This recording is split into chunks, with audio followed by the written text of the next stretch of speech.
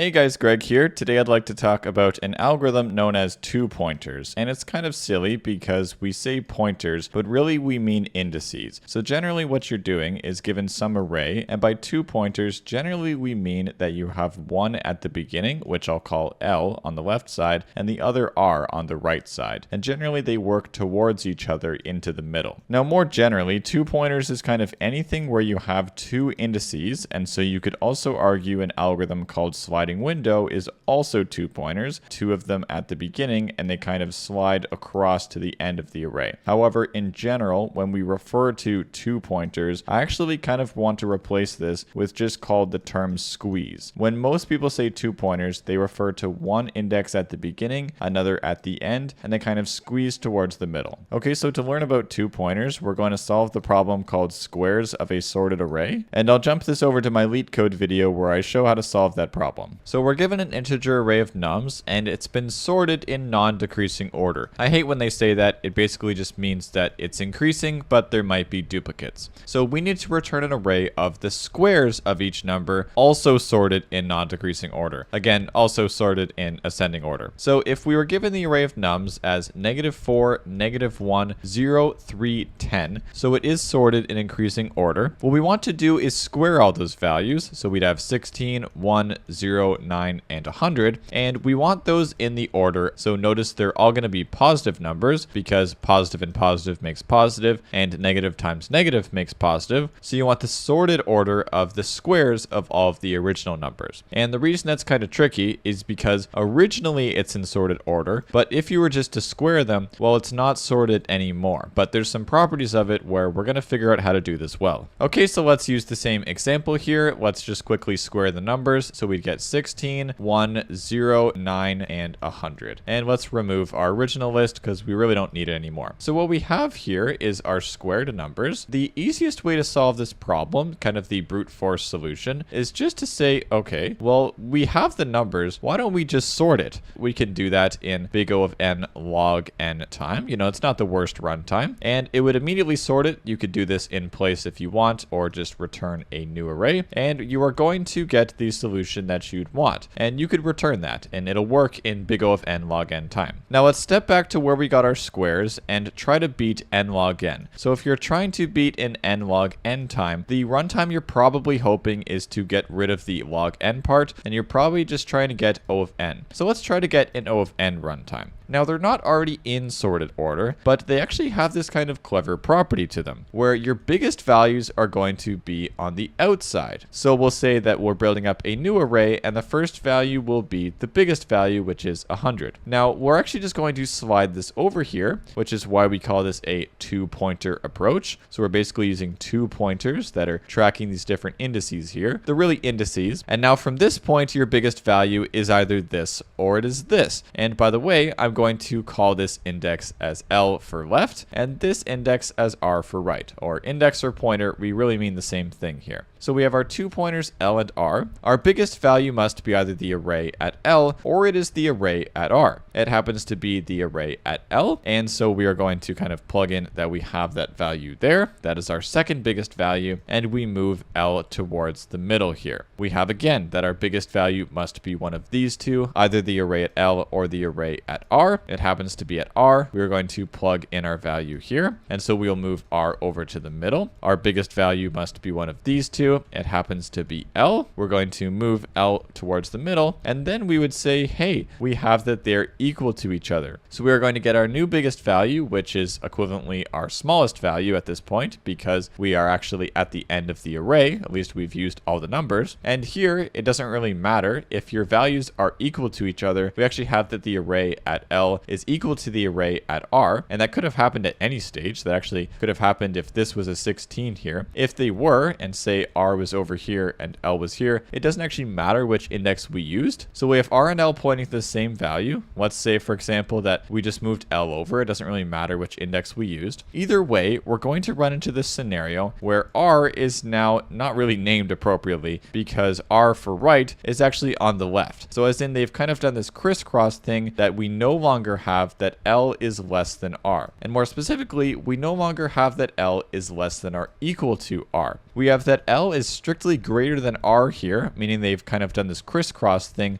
They've passed each other. And so this is kind of where we're going to run our while loop condition. We're going to run this while L is less than or equal to R. We're going to build up this array here. Now, I'm sure you've seen the only problem that we have is that these are actually sorted in the wrong order. But to just flip around this array, you can flip around this array in O of n time. You can actually do it with a 2-pointer technique. I encourage you to try. Okay, so let's write our code. We'll get left. That's basically our capital L here. So we're going to set that to be the first index, which is located at index 0. We'll get right, which is our capital R. That is going to be equal to the last index, which is going to be located at the length of nums -1. And then we'll build up this result array. And so this is going to be initially built in the wrong direction. We'll have to actually reverse the order at the end, but that's fine. We can even do that in place without any extra space. And we can say while we have left is less than or equal to the right. Well, if the absolute value of nums at the left, if that absolute value is actually bigger